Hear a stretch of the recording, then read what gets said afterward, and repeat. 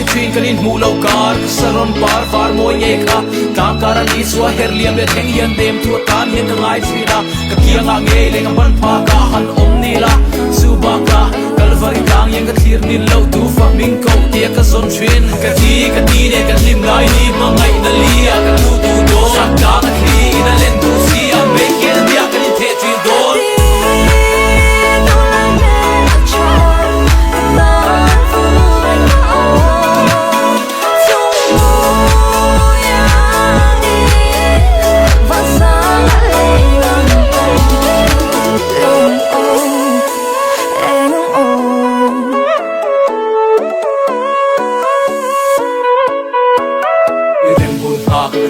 Sia karin papa mi tik ti sia nang ni chung chu na sia vek tho ve ni na am ka pom veke chung khuan u sa ti kan dam lai par ti su lam hoi ro wang hi song sok hian I lom na ni pe se ka ti apiang I shathia mang ti ro kan ti apiang rin om na khu mo etiam thate ha tok san bi pui ho ma ngat le ka su nu ne miang mangai na lo ka mu kir le ta ang na kru bo van ra ta ka sar ka lo ma ka do ma ka so ma pui tu ne ka fo ma ha ta cha ka tam he ha ui ha dai pa lo ka mangai na Endi twin kan ai te sin kan ti ka rin in ho